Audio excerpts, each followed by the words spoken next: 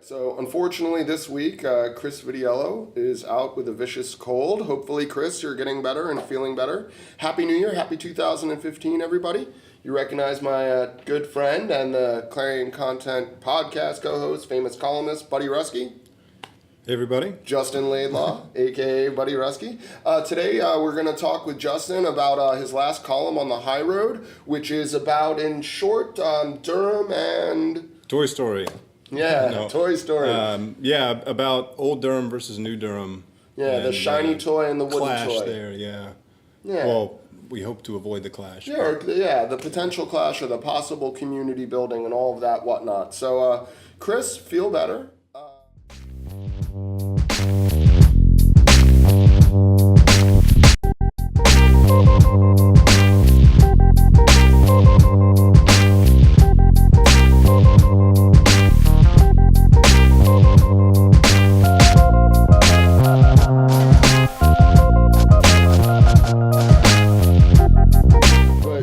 I don't know. My phone doesn't auto-upload anything that I know about.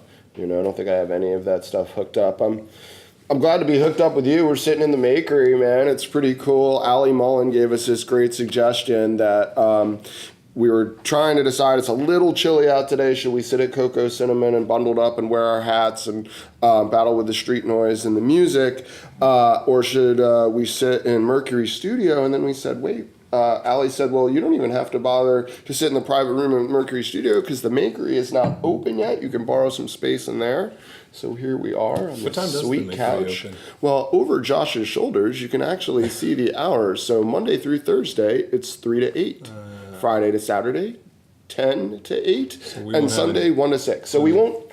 Unexpected guests. No, I mean we might because Mercury Studio and the Makery are like everybody knows people you could walk through the kitchen door over there. But no, ideally we will just be kicking it here, talking a little sights in the city. And I know I had said I really wanted to talk about, and I think the Makery will be the perfect place for this because of the interconnections in a Durham sense, about your last High Road piece that you wrote, where you did that wonderful little Toy Story analogy. You want to run people? Yeah. Hopefully everybody's read Justin's Buddy Rusky. He's the High Road columnist on the Clarion Content. But if you haven't, if they haven't read it, maybe you can run them through a little bit of what you were thinking about. Yeah, so I had been struggling with an idea for a while and about kind of the direction that Durham was headed with the development, with the social change, all the things that were going on. And, as you saw, the first draft that I wrote was a little bit of a rant, and I really just needed to kind of flush all these ideas out. And as I started to talk to more people and really develop the idea of Durham's future, something clicked with the Toy Story analogy. And, as you guys know, the story of Toy Story with Woody and Buzz and the old favorite toy versus the new favorite toy and kind of how that plays out. The bells and whistles versus the made out of wood. Right. And so in thinking about that and how that story plays out and how they both kind of meet in the middle by the end of the film, I'm hoping that Durham can find... with this new guard versus old guard, a place in the center that we can both build together as opposed to, fighting it out over the next 10, 20, 50 years. Yeah, it's such an interesting question, and I feel like it's something that you and I and Chris Vitiello and, Allie Mullen, who sent us over here, Katie DeConto, and Krista Nordgren, who run the Makery, and I'd come up with a half 100 names, Laura Ritchie at the Carrack. Right. We've been having this conversation, Chris Vitiello, who's regularly here, for years. Gabe and Getz of Runaway Clothes, Salim Rashwan-Wallach at Ethnic, Pierce. We've been having this conversation, and I there's many, nexuses through which to come at it, but new guard versus old guard versus the scale of the city. How are we gonna, one of the things we saw on our own Twitter this week, or we both retweeted, was these folks buying the property on 9th Street the over Crescent behind the Ninth Harris Teeter apartments. Yeah. Right. I guess it was somebody out of Boston who bought that, and here it is, a big success, I guess, for the developer, Right. and the town to be able to do that. And, we look back on a spot there that was once an open field. Yeah. And we hear Salim and Gabe are working on this project about imagining empty spaces in Right. Durham being filled. Right, yeah, kind of reimagining that space as opposed to being a hotel, an apartment complex. What could we use it for? What purpose could it serve? What did it used to be? The sky's the limit with what it could be. And they're doing this with multiple vistas, right? Yeah, they've traveled throughout the city to find these spaces and kind of recreate the development narrative that's happening here. So I'm a believer that art is kind of the first place that the conversation about change happens, and that change is inevitable, and politics and civility and society and culture are kind of bound up in all these things. But I feel like, is it going to be too late, for us to come at this slowly? There's so much happening so fast. Right. There is still a lot of the canvas left to be filled. Well said. I think that we are, especially me personally, as someone who's lived here his whole life, are a little skeptical about the people that are moving here, the amount of people, the scale of people, what types of businesses that will bring in, how will that change the culture of the city.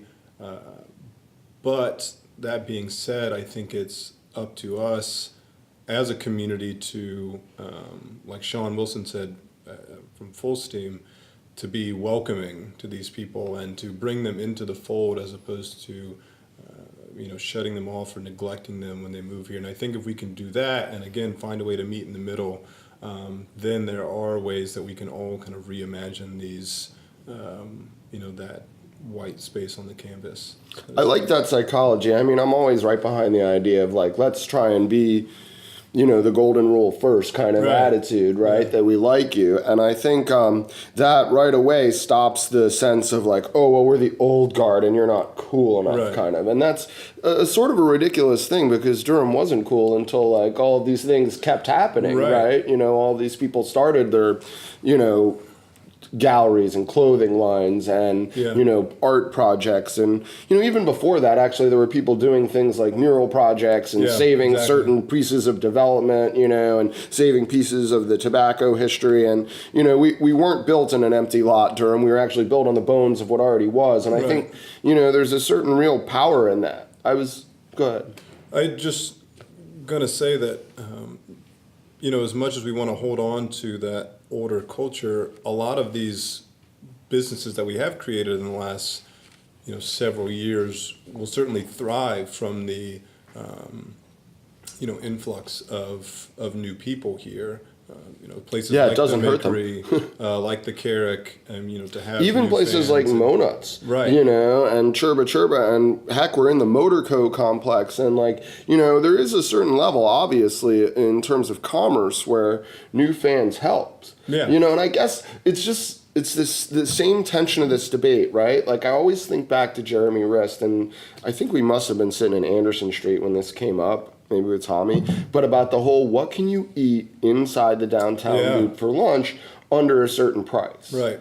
What's available, what can you get, basically besides McDonald's? Right. And I think we've actually made some progress in that regard in our conversation, because Dos Perros $3 tacos and Scratch is not outrageously expensive. Well, and Monuts was, at least for me, a champion of that. I could go to Monuts and get a breakfast sandwich and a coffee for under $5, and it would last me the whole afternoon.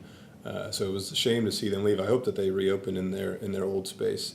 But you're right, and I think we have found some ways to do the cheaper option in other areas. The Carrick being an amazing example. Yeah, and so those are the things that we want to hold on to, and those are the things that people are worried about being forced out with all this new development. So how can we, retain those options for people who may not be,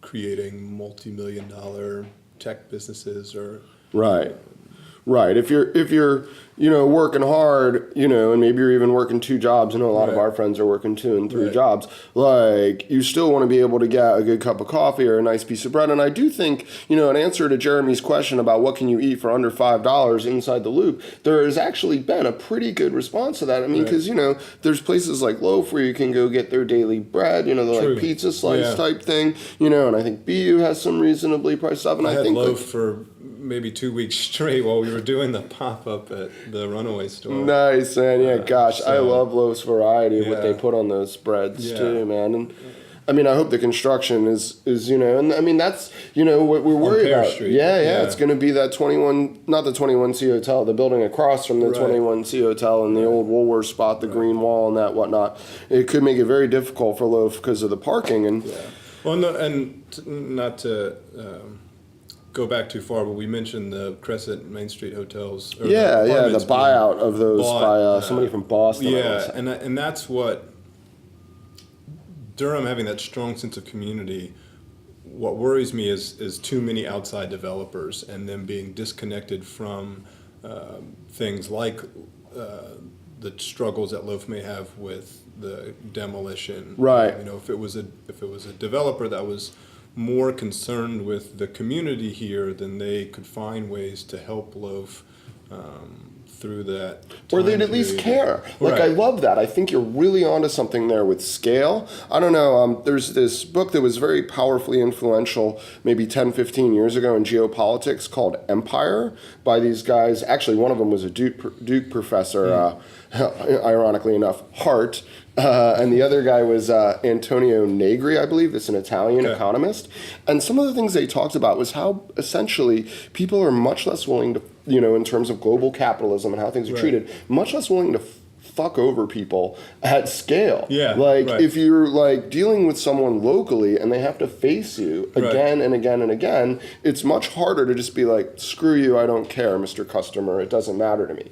Whereas you're a massive credit card company or a huge insurance company and the call center is all the way across the country. If not across the world. Exactly. And the person is just like, no, I don't care. And there's none of that small scale interpersonal relationship that's like, I must face you human to human. And I think there's a lot of work that just shows as there's alienation or anonymization that we care less, or it's easier to care less. And it's easier to remove yourself from the transaction. Escalated that. Yeah, and so I guess what we want to do in Durham is still as much as possible is kind of keep, we always joke about our 2.5 degrees of separation. I'm just recently on the we were at the Droogies. They were playing, and that sense of like they reunited their high school band and whatnot. And a mother who shall remain anonymous was telling me in the garage bar at Motorco that one of the things that really brought them together, meaning their generation, the moms, was like being roadies for the Droogies, driving them around, humping gear, helping them out, and like. I think, and, we just published an interview with Eric Hirsch on the Clarion, and Eric said sort of some of a similar thing about Motorco and how he remembered when the Websters bought it, and it felt like family, and he remembered that first time playing there. And, I feel that same way about my first time I was in the Carrack, and I think, there's just this real familiarity and almost like familial sense, which makes us invested in each other and makes us invested in the community in a way where... Johnny Jones made that point on our last podcast about how that was one of the things that brought him here and kept him here was that sense of community and the willingness of others to help you fulfill your dreams and to build, what you would like to build here in Durham. I know Salim said almost exactly the same thing or a very similar thing in The Independent when he was interviewed this week, that if there was like one thing that he could be really known for, it would be to be a collaborator. And I think there's just this psychology in Durham. I remember being at And that's not universal. What is it, the Bimbe Festival? Where one of the keynote speakers was like, the difference in Durham is it's a place where people find a way to say yes. Yeah. And it's not universal, right? I've probably told this story 50 times, but I love this anecdote about Ice Cube being like, if there's a bunch of crap told by Ice Cube, you know, who at one point in time was a struggling young black artist who like the odds were way against. You were much more likely to be Eazy-E. In fact, you were probably much more likely to be Eazy-E's anonymous cousin who, you know, sadly enough, you know, either worked at the whatever. I mean, the options were not good in the community at the time. So Ice Cube tells this story about, you know, when there's a bunch of crabs scrambling to get out of a bucket, very few crabs, as they go over the side, reach a hand back for anyone else. And that's not to say that that's different in any community on the basis of race or ethnicity or any of that stuff. It's to say in a lot of communities, people are just like, fuck it, I'm trying to do everything I can for myself. Because that's a capitalist paradigm. Times, I mean, you know, we're living in a world where you have to resist the psychology of being dog eat dog. I mean, the game plan as far as international capital, and I think basically the two main parties in this country tell you is you have to win at other people's costs. Like it's a zero-sum game. My win is your loss. And I think Durham is frankly in resistance to that. I think Durham is trying to live a psychology that says, no, that's not true. My win may be your win as well. And that's a powerfully different psychology. And I think to a certain level, it's rooted in our sense of scale and community that we care. Someone would give a shit whether or not Loaf loses their parking, you know, for 2 years, or what's going to happen to the carrot. Even if they are a bakery themselves, it's not different areas of commerce that are looking to help each other. It's people in the same industries. I mean, that's why a place like the Makery thrives, is because all of these people who are having the same types of issues can come together and say, well, how do we all how do we make it a win-win? Right? I'm sitting here and we're in the perfect example, right? I mean, people know what the Makery is, or you should tell them a little bit. Like, these people in the normal capitalist paradigm would be in competition with each other. And instead... I mean, it's clothing merchants, artists, other crafters, they're all here in the space. Jewelers, photographers. And they're all really well represented, you know, thanks to the Makery and, you know, the work that they do here. And instead of having competitive retail stores, they have one retail shop where they collectively staff, they collectively split a utility bill, they rent. host events, they promote each other. So it's a style that I hope continues in Durham, is that idea that we can all, even in the same industry, all work together to you know, elevate ourselves. I mean, I think there's a certain communitarianism that's like, you're saying, instead of like, let's figure out a way to pay the electric company 24 different electric bills and Time Warner 24 different cable bills, you know, let's find a way to bring our people who are interested in what we do together and pay one charge to the electric company and one internet phone connection and that sort of thing. I hope I had this dream, speaking of dreaming things in Durham, Northgate Mall when I was younger was like the place to be, especially in this community, because it was within walking distance or biking distance. You could go, you know, the game store, the card game store, the shoe store, I guess, if that was like a thing that you were doing. And the shoe store. I imagine that was a thing you were doing. I wasn't quite into shoes when I was younger. Not at that point. But it did feel, and maybe this was my, you know, me being naive to the types of stores that were in there, but it did seem like a place that was built on community, and I feel like it's suffered for whatever, you know, South Point has certainly taken a lot of business from Northgate. But it also just doesn't seem like a place of community anymore. And it'd be nice to see something like the Makery kind of expand into a place like Northgate. I mean, that's what a dream. Really serious real estate that I think is being underused. And for the location to be right next to downtown and Duke and kind of all these different development spots that are strange as it sounds, I feel like we're only 2.5 degrees of separation from the person who knows Northgate.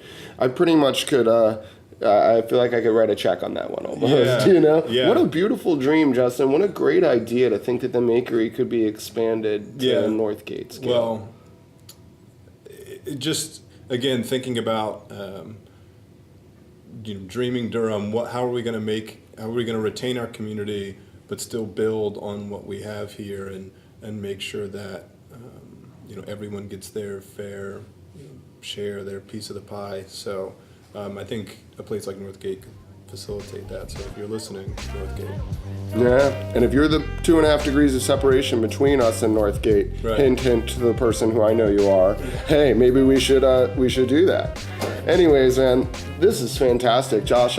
It's been great. What a great idea for Allie Mullen to send us to the Makery, because here it is, like the circle back. Like it just, there's some verification in Durham. Sometimes it feels so strongly real. It's like we're trying to have this conversation, and unintentionally or intentionally, here we are in the spot that verifies that kind of story. So I think you can find a lot of places like that in Durham. Not that the Makery isn't unique. No, but yeah, I agree. We're almost an intentional community. It's almost semi-religious in our resistance.